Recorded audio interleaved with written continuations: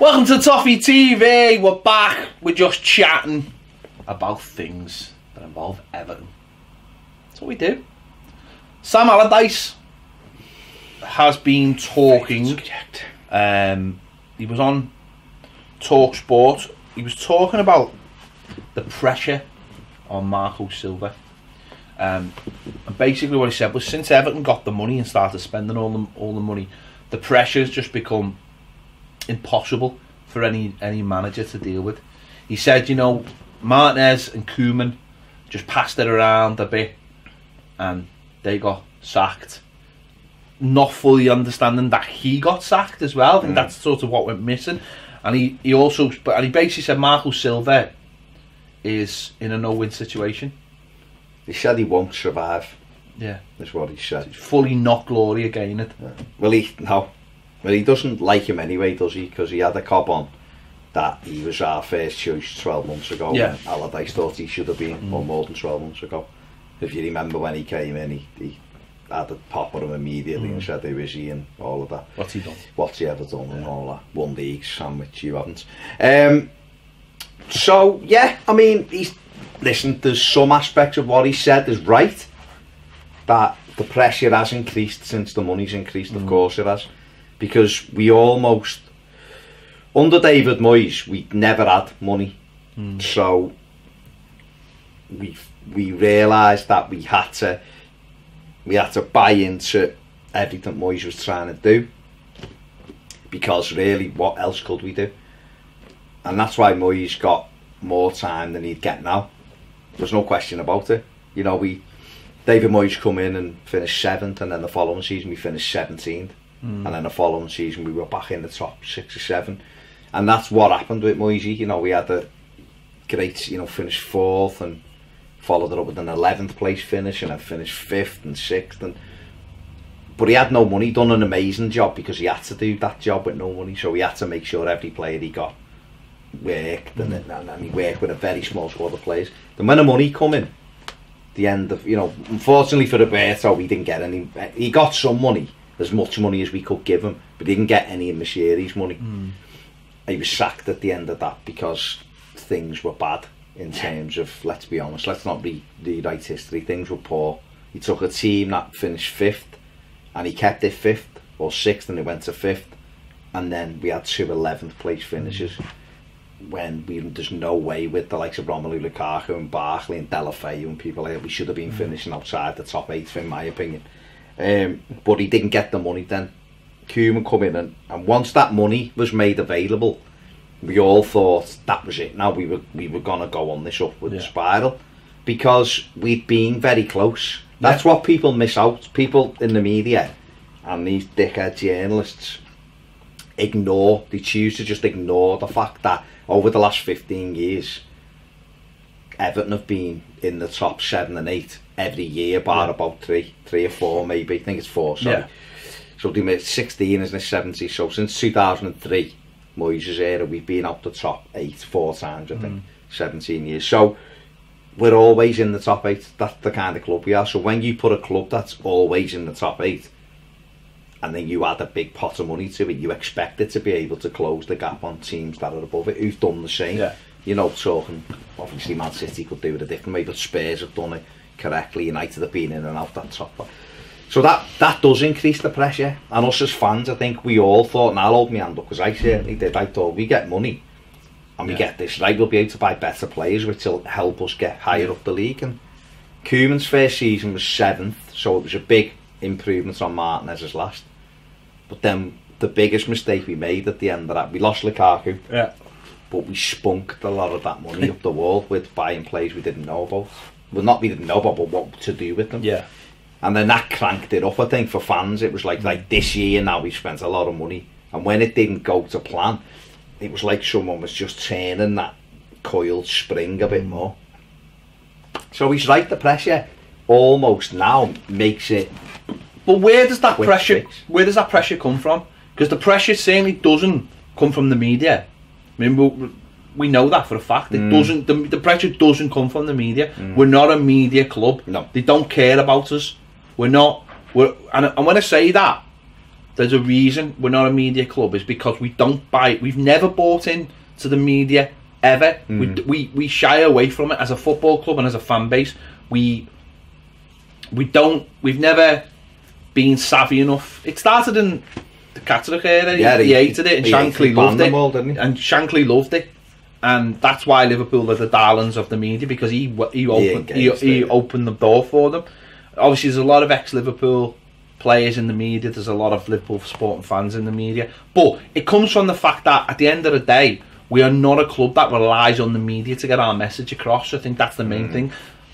Liverpool, Manchester United, namely two, because regardless of anybody else, they're the big two for the media, because they drive the programmes. We've seen this. We went down to Sky Sports. We've seen how it worked. You know, it was them two. Then it was Arsenal. Then it was Chelsea. Then it was Tottenham and Man City. The City were just left. Well, like when they were like us, weren't they? Yeah, they weren't even asked like because at the end of the day, they don't. Liverpool fans, Man United fans, first place they go is Sky Sports or Talk Radio or whatever, and Arsenal. Yeah, then Arsenal to get that news. So we're not a news story. It's as simple as that. We're just not. So there's only two other places that pressure can come from. It's either from within the club or it's from the fans. And I think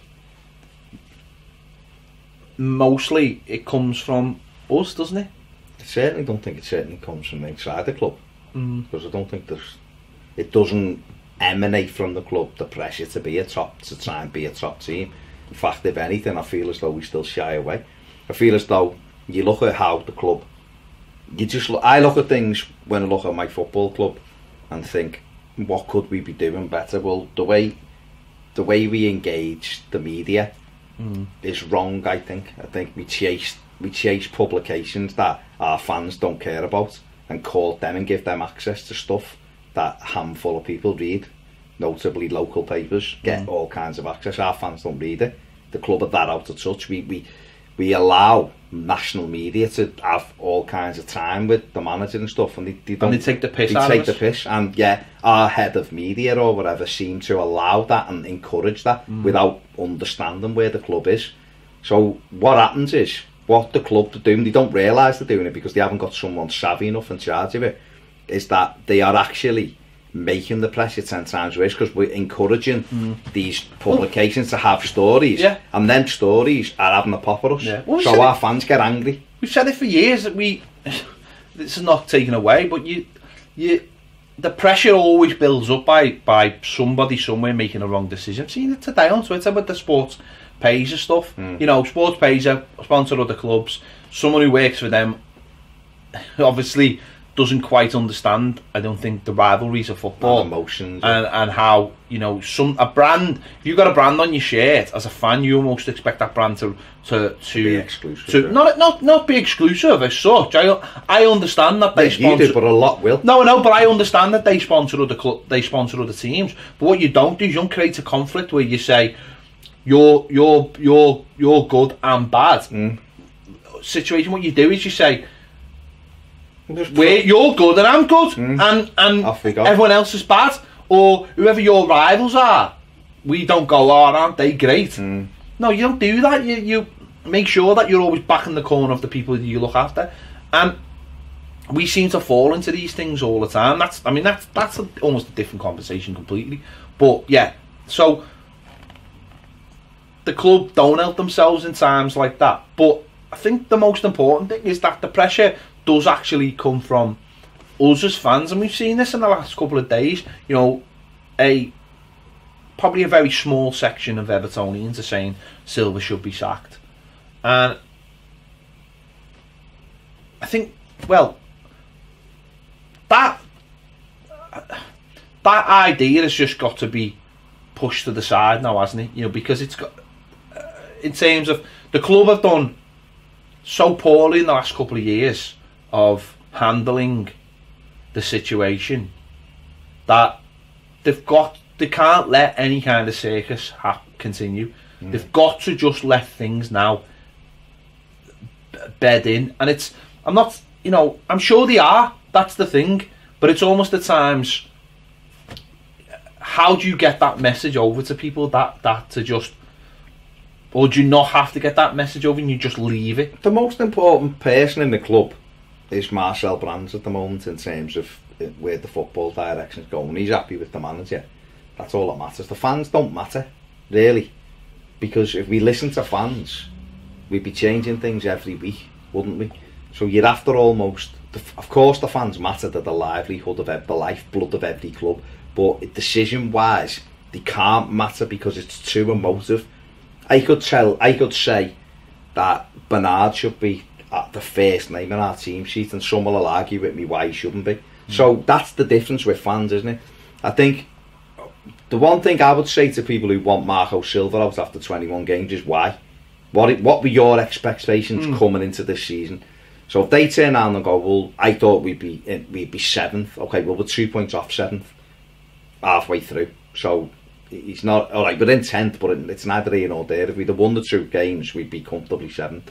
If we're still 11th, 12th in May, then you could say it's been disappointing. But at the minute, we're still in that market for finishing where we thought we were going to finish. If people then say, I expected us to be in the top 6, then that'd say you were unrealistic, your expectations, because this was always a year of him finding his feet, weeding out players who couldn't do it, bringing in new players, bedding new players in. We've got half a dozen new players that have come in. 4 of them have never played in the Premier League before, so that takes time. And of the 6 that he's signed, I would say all 6 have improved us massively. So for me, he's done that job right. Okay, he's made mistakes. We've discussed that on the final word. He hasn't done things as well as he could have done, but he's a young manager learning his game. Or everyone makes mistakes. Like I said on the final word, Pep Guardiola made a massive mistake last week, asking about with a midfielder, a game that if he'd just played his best team would have been done and dusted at half time, and he didn't. So you'll always get mistakes. So what else qualifies him to be sacked then? We're not in the bottom 3. We're not going to get relegated. There's a big gap between us and anyone after 13th position. You know, we've got lots of winnable games to come up. So what? I don't understand where the sack come from. The only reason people are saying sack him, for me, is because Liverpool have got a very good chance, if not done it, have won the Premier League, or a very good chance of winning the Premier League. So that cranks it up. And when that cranks it up, people look at your own, and then people will look at Everton and go, they're going to win the league, and we mightn't finish in the top. We're not going to get in the top 6, so our manager needs sacking. But the reality is, your manager only really needs to finish 7th for it to be an improvement on last season. Realistically, you can only go higher, can't you? Is the style of play better? Miles better. We're not scoring enough goals, we know that, but are we creating more chances, or are we having more shots? Well, yeah, under Allardyce there was 7 shots in a game in 8. We just played terrible against Leicester, and that's 17 attempts at goal. Can we improve goal-wise? Of course we can. You know, can we improve defensively? Of course we can. But are things generally better? I don't look at things like I don't necessarily look at things season by season. If you have a bad season, then you have another bad season, then you know what I mean. They don't always. Yeah, but you got to look for progress. No, I know, but that's not always how you see progress, though. That's but what I'm stripping it down to basic. But that's what progress. I'm saying, though. That's what I'm saying. That is that basic progress, though, because you know you could have a season where you get less points than the season before, but if you're on a different path and you've started a different path, and that path ultimately is trying to get you somewhere. This is the big thing with Allardyce, is that people, we would have done this with Allardyce, or we would have done that, or why didn't you keep Allardyce? Allardyce's ceiling is 7th, is 8th. That's his ceiling, because he doesn't try and beat teams that he doesn't think he can beat, right? Now to him, that's a little bit like Moyes in a way. So you can only get so far. Marco Silva, rightly or wrongly, and you know, maybe Martinez had this as well with lesser players, was he thinks he can beat better teams. There's managers out there. Eddie Howe, I think, is a similar kind of manager. there's other managers out there, they play the same way every game because they think, well, what's going to improve us long term? Well, it's continuing. Bournemouth have proved that you keep playing a way over 2 or 3 years, you will get better at it. Of course you will. So you will improve, and they've improved as a team. They still get beat by better sides, but you know they haven't got a lot of money. No, but they found progress in doing that, right? So that to me is the progress. It's the progress of saying, where do we want to go? We want to go to the very top. Is that naive? Well, maybe to the outside world it is. But how are you ever going to do anything in football? So we're at the beginning of a journey, and I think whether you think we're playing well or we're doing well, or the manager has to put out his instructions. He can't say to a team, I don't think this kind of manager, I'm going to stop doing what I want to do because I haven't got good enough players. He's going to go, well, I'm going to keep doing this, and then I'm going to bring in better players. If he's been told he's allowed to bring better players in, and there's someone whose job it is to find better players, then all he'll keep doing is adding it. Because how can you have a team that can only that plays one way till we get this better calibre of player in? I don't think that works. I don't think that's ever worked. I think you have to play a certain style that you feel is right for you. Well, yeah, because every manager will have to do that, won't they? I don't think you can. You'd have to look at the best managers, right? Because that's how it works. So we're looking at Pochettino, who we would regard as one of the best managers, certainly in the Premier League. The Tottenham play differently every week. I would suggest no. I think they play the same way every week, and they've got a way of playing. They all buy into it, and they play that way, rightly or wrongly. You know, they beat Everton 6-2, Bournemouth 5-0. And then got beat 3-1 at home by Wolves. You know, Liverpool, Klopp's come in, they've played the same way consistently.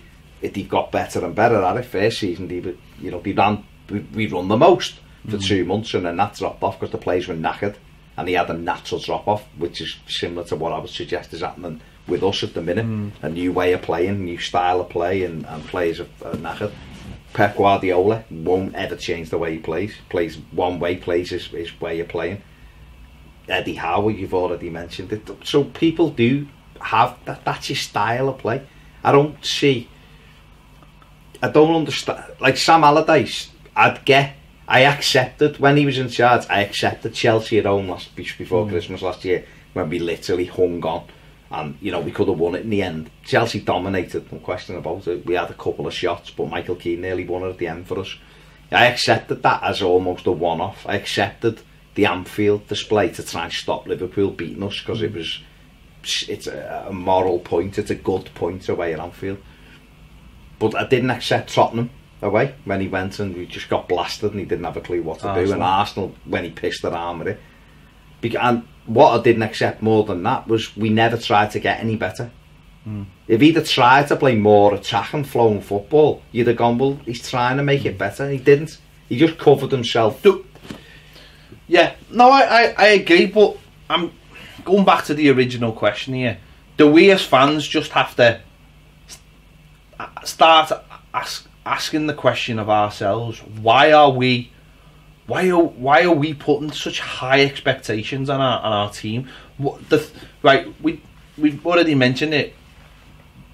The money seems to be the issue, doesn't it? The money. There's 2 reasons for me. It's the money that we spent. You know, you said it to me before. We spent the 4th most in the last 2 years in the Premier League. So money is a contributing factor. It's the idea that we've spent money, so therefore we should be doing better. And then, you know, as we've already mentioned, the other big factor is how Liverpool are doing. And I don't care what anybody says, that has to be in the back of your mind all the time. It just amplifies everything, because what it does is it gives you a barometer, and if you're not getting anywhere near that barometer, there's no rhyme or reason. Because we're old enough to remember Liverpool winning the league. But it was because it was at a time when Liverpool were used to winning the leagues, it doesn't feel as amplified, anywhere near amplified, as what this potentially could be for them winning the league. And I think that absolute fear, which is right, you know, we've all got that dread in us if they win, because we know that it's going to be amplified so much Yeah. because the newspapers and the media, TV, social media is going to be will dine out on it for forever. so long. It Yeah. will sell so many newspapers. It will get so many people watching TV. Because they are whether they like it or whether you think it's a good thing or bad thing, whatever. They are a TV club. Fans watch on TV. They don't go the game. Their fan base because of the way it's spread out. So they are reliant so much on the media, and the media love that because of course they do, because all the media is always centred on Liverpool regardless, and Man United, because that's how those clubs work. So that's that fear that it's just going to be turned up to fucking 8 million, and that's the fear, and it's that and then fear. You've got social media throwing I'm that for fans. Muted. No, but I'm saying muted to fans, because then you've got conversations that you wouldn't see that normally, and you wouldn't be a part of, and you it's wouldn't in front. You wouldn't just mute all the words. Mute all the words. It bites. Well, of course it does. And then it hurts. And it hurts, and then it's another. If Everton were third or fourth, right, playing great football, and Liverpool were top, and we were third or fourth, we wouldn't want them to win it, right? But it'd be less because we'd look like a team that was on the move. It's not just that though, Baz, is it? It's not just that. It's because we have. If you're on top and you're looking down at everyone else, you see yourself as perfect. So no one can throw anything at you. We've always been to throw things at Liverpool, this or that. For a while, yeah. But if they're top of the tree, what can we throw at them? Throw nothing. And there's the added thing of, if they win the league, there's one moment in the season they'll point to. Of course. Jordan and Pickford. We give them it, yeah. That day, they could have dropped 2 points, and Man City could have been 5 points clear, that or whatever it was, yeah. Next minute, because of his hand. And they used to say what would have happened to us with the draw. We might have come out spanked. So they will always, if they win the league, they'll refer back to that moment. Say that was the moment where everything changed. Cool. Guarantee it, absolute guarantee that that's going to happen. So it's that's we've got, as a fan base, we've got all that horrible hostility. You can't place it at them, because where does it go? It doesn't go anywhere. They're holding this big shiny trophy at the end of the season. It doesn't matter what you say to them. They're just going to be like, yeah, I've got this trophy. So where does it go? Well, it goes back towards our club. It goes back to our failings. What are we doing wrong? And that just amplifies everything. And it did it last season when they got to this. Let's not kid ourselves. The club would have been, everything would have been a lot more. I think the running last season, we would have all just been like, listen, it's fine. We're probably going to change the manager. Everyone would have been a little bit calmer. But it's the idea that, fucking hell, they might become champions of fucking Europe. And that just amplified everything and made the situation horrible place. And it'll be the same. For me, that's one of the massive contributing factors, because the pressure is just, it's not on us, there shouldn't be any pressure on this manager at all, because there are no expectations. It shouldn't be. It's as every year goes by, though, that we haven't won anything, it makes it worse and worse. If we won the FA Cup this season and Liverpool won the league, right, you'd have something that immediately eradicates, you haven't won a trophy for 20 odd. We'd won a trophy. So yet they might have won the title, and that, as much as that's horrible for us, they might have won the, but we'd be able to say, well, we won the FA Cup. It doesn't matter if they went, so what, the FA Cup, it's a trophy for us, and that would embark a new bit of history for us and the beginning of something. That's how we would symbolise it. It mightn't be symbolised like that for a Manchester United or whatever, but I tell you who it would be symbolised for Tottenham, because they need a trophy big time. But for us, it would be like, well, yeah, alright, you might have won the league, but we just won the FA Cup with this manager and these new players, and we've got money now and we can build them, because that's what we want. We want to see our club moving forward. The frustration, it's got worse because our club keeps going, dropping. I actually think, and that's what it is. I actually think if Liverpool had a trophy right now, or had been winning a trophy, I don't think there'd be any. I don't think there'd be any pressure on Silva. It's that idea that Liverpool, like when I was growing up, Liverpool won stuff and you accepted it, and Everton won stuff, and that's how it was. And I And it wasn't the way it is now. It's always the thing about when something. It's the fear. It's the fear, isn't it? It's like when you sell a player and you're like, the week before, like, and you might, it's gonna go, and you're like, you're dreading it, and the minute they go, you're just like, they've gone, and that's it. Sounds it's done. Listen, a few years ago when they nearly won it, the slip year, we'd accepted they'd won it a few weeks before. Yeah. Right, and then once I kind of made me peace with it, I was just thinking, well, at least it's that. But they didn't, though, did they? No, but I'm saying to you, right, before the slip, once I'd made me peace with it a couple of weeks before, it was almost like,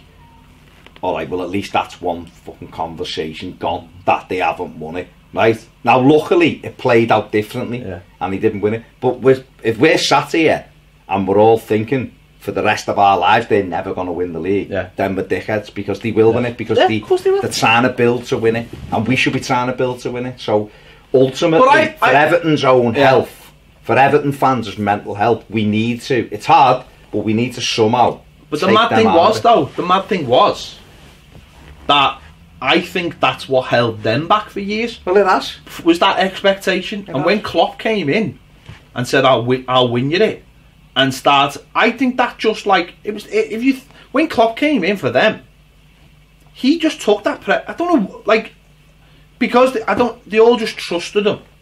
Even though, like you've said, I don't think we have said actually, but in the first season he got less points than Brendan did, and Pochettino, his first season, got less points than the previous 3 seasons before that. But certainly Klopp, I don't think their fans, well, most of their fans, would be like, we trust this fella. He's done it before, and I think he'll do it again. And the fact that he's took the pressure off them, they've just gone, this is. He said, didn't he say something? He said he'd win the league in 5 years. 4 years, he said, didn't he? This is year 4. We'll win title in 4 years, he said. He said, but we'll only do it if you believe. Stop thinking and start believing. Stop hoping and start believing, and get behind the team.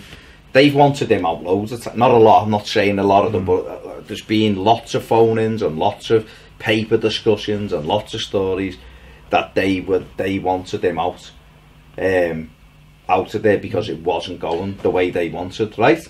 And this is even going back to, I remember last season, them questioning him when they got beat by Swansea over the goalkeeper, when he got beat by Swansea, and he's no good, he hasn't got a clue, this fella. We've had a goalie problem. Now, it took him 3 years to get a keeper that is a decent goalie for them. It took him 3 years to get a centre back that's done the job for him. Now, I just think that our fans wouldn't have. I just think that he's took the pressure off them and united them, and I just think that. Of course, listen, you need tangible proof, and maybe by getting them to a couple of finals in this first season, maybe. Then he lost both. No, I know he did, but that might have just created that thing that, listen, we're on the right path. But I honestly just feel that the expectation levels now have become, for some people, just feel like they've become, because everyone's spending money. Everyone in the Premier League spends a lot of money now. Listen, got some tweets here from Holden the Blue, right? And he's made some good points. Like the first one, once you inject impatience into the bloodstream, it's very difficult to remove. We've not tolerated underperformance of managers, often over a relatively short period of time, since Mashiri came in. At some point, though, you have to stop the high turnover of managers. Totally agree.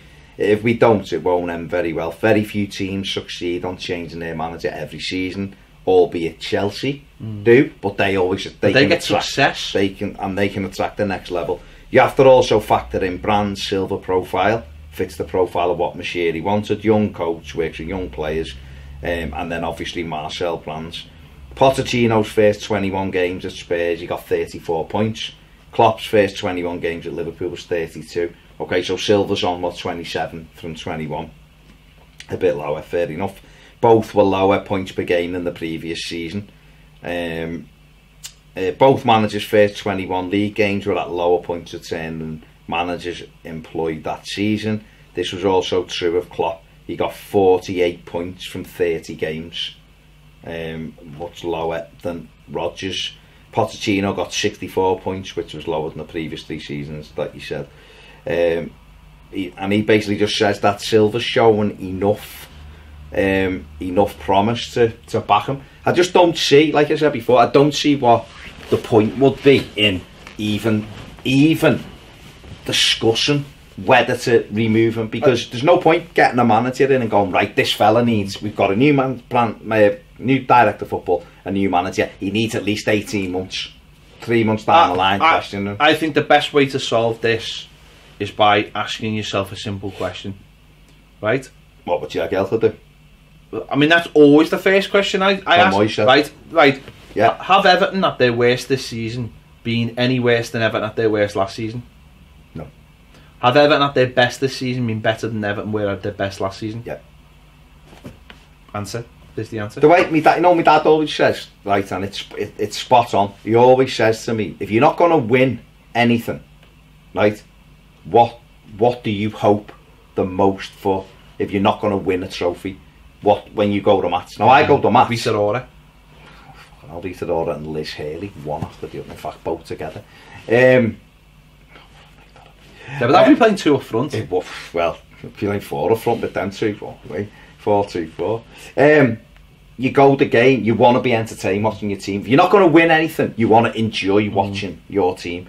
Now, I didn't enjoy the Leicester game, I'll be honest, right? But few and far between this season, I've not enjoyed watching Everton. There hasn't been many games, I've got to be honest. Even ones we've lost, I've thought, play quite well there though, and I enjoyed that. We've got nice players, good play.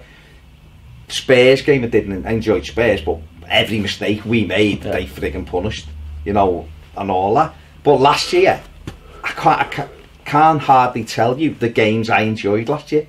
And we won a lot of games last year at home. And most games were horrendous. They were horrible to watch.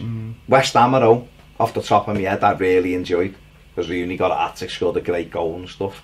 That was it. Other games were a bind to go, and it was just win the game, get the game won and get home. That was what it was like last season. This season it doesn't feel like that. Yesterday was frustrating. Leicester game was on New Year's Day, frustrating.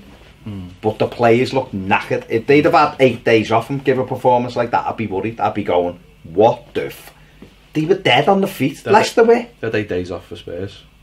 Yeah. But Spurs tore it. Spurs were a very good side. The opening 20 minutes though, Dominic Calvert-Lewin's goals allowed 2-0, not saying with a 1, but 2-0 down away at Everton is a very different prospect than a goal disallowed and within 90 seconds their goalie falls over and you get an equaliser. It's a different game. Other than that, Man City away, we done okay. We had lots of chances. We've defended like fucking school kids, but we were alright. So that's how I judge it. That's why I'm prepared to go, it's a new thing. Give him 3 or 4 transfer windows and let's see how we go. All of this, he's got to go and all. It's just bollocks and the impatience.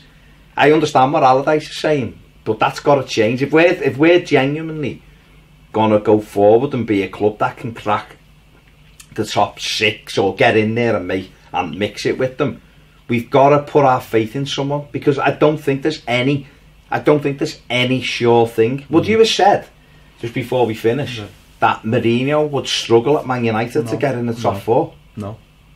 If he'd have stayed, this would have been the second time in 3 years he hadn't got in it. So no, I wouldn't have. He's got money, he's a brilliant coach, he's got players there who've got all kinds of, they score all kinds of goals, and yet they were below us the other week. They were. No, I think that's it takes time. It takes time to find consistency. It takes time to and I do think as well that for a manager like Silva to succeed, and this might be right to someone like Martinez as well, is that you need a certain type of player, and I think that we haven't got that at the moment. We've got a few, we just haven't got enough, and for it to work, and for it to work consistently, for the teams to be consistent, you need better high quality players. I agree. Totally agree. We'll see what happens. I'm just sort of